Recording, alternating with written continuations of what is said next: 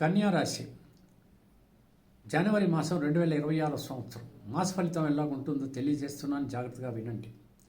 ఈ ఛానల్ని మనది కాబట్టి మనం అభివృద్ధి పరచుకోవటం అనేటువంటి చాలా అవసరం. మీకు ఎన్నో విషయాలు నేను ప్రతి మాసం కూడా తెలియజేస్తున్నాను, మీరు లాభపడుతున్నారు కూడా. దయచేసి ఎంకరేజ్ చేయడానికి ప్రయత్నించండి. ఇకపోతే ఈ యొక్క జనవరి మాసం 2026 సంవత్సరంలో ఈ కన్యా రాశి వారికి ఆందోళన పడాల్సినటువంటి అవసరం ఏ రకంగానూ లేదు. ఆరోగ్యం బాగానే ఉంటుంది. ఆర్థిక పరిస్థితుల విషయంలో మాత్రం ఆచితూచి అడుగులు వేయాల్సినటువంటి పరిస్థితి. నూతన ఉద్యోగాలు ప్రయత్నిస్తున్నటువంటి వాళ్ళు తప్పకుండా ప్రయత్నాలు సాగించండి, మీకు దొరికేటువంటి అవకాశాలు ఉన్నాయి. ఇంటర్వ్యూకి మాత్రం బాగా ప్రిపేర్ అయ్యి తర్వాత మీరు అటెండ్ అవ్వండి. విదేశాలకు వెళ్ళాలి అనుకుంటున్నటువంటి వాళ్ళు వాతావరణ పరిస్థితులు బాగుంటే, అర్హత ఉంటే తప్పకుండా ప్రయత్నాలు చేయండి. వివాహాలు కానటువంటి వాళ్ళు సత్వరం మీ ప్రయత్నాలు ప్రారంభించండి. త్వరితగతిన వివాహాలు జరిగేటువంటి అవకాశాలు కనపడుతున్నాయి. ఇకపోతే ఏదైనా ప్రయాణాలు చేస్తున్నప్పుడు మాత్రం గాయాలు తగలకుండా చూసుకోవాలి. ఎట్టి పరిస్థితుల్లోనూ ఏ రకంగానూ తొందరపాటు పనికిరానటువంటి విషయం మీరు అర్థం చేసుకోండి. పోతే విందు వినాదాల్లో శుభకార్యాల్లో పాల్గొన్నప్పుడు మాత్రం మీరు తప్పకుండా కొంచెం ఆచితూచి మాట్లాడాలి. లేకపోతే మాత్రం ఎట్టి పరిస్థితుల్లో మీరు అవమానపడేటువంటి స్థితిగతులు ఏర్పడవచ్చు.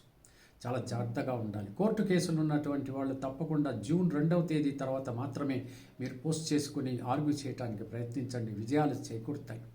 వివాహాలు కానటువంటి వాళ్ళకు కూడా చాలా అద్భుతమైనటువంటి కాలమే, కానీ చాలా జాగ్రత్తగా మీ యొక్క మ్యాచింగ్ను సెట్ చేసుకుని ఆ తర్వాత మాత్రమే వివాహాలు చేసుకోండి.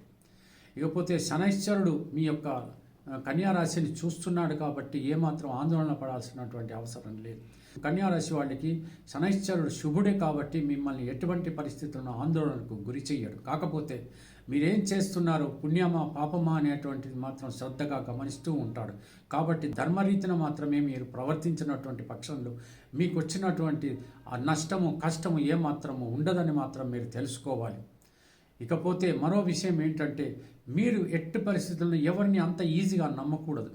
ప్రొఫెషన్ రంగంలో ఉన్నటువంటి వాళ్లకు ముఖ్యంగా చెప్తున్నాను, మీరు మీ సబార్డినేట్సే మిమ్మల్ని వెన్నుపోటు పడియవచ్చు, లేకపోతే మీ మిత్రులే మిమ్మల్ని దెబ్బతీయవచ్చు. అంచేత మీరు మెలకుగా ఉండాల్సినటువంటి మాసం ఇది, మీరు జాగ్రత్తగా ఉండాలి. ఖచ్చితంగా ప్రతిరోజు కూడా హనుమాన్ చాలీసా చదివినట్టయితే ఆత్మస్థైర్యము, ఆత్మబలము, ఆ దైవ అనుగ్రహము ఖచ్చితంగా మీకు కలుగుతాయన్నటువంటి విషయం మీరు అర్థం చేసుకోవాలి. ఈ రకంగా సాగేటువంటి ఈ మాసం అంతా కూడా సాధ్యమైనంత వరకు ఎంజాయ్ చేయడానికి ప్రయత్నించండి. ఇంట్లో కూడా దంపతుల మధ్యన ప్రేమ అభిమానం కూడా చాలా అద్భుతంగా ఉంటాయి. పెద్దలను కూడా మిమ్మల్ని దీవించేటువంటి పరిస్థితుల్లో ఉంటారు. ప్రేమికులకు మాత్రం అద్భుతమైనటువంటి మాసంగా మనం పరిగణించవచ్చు.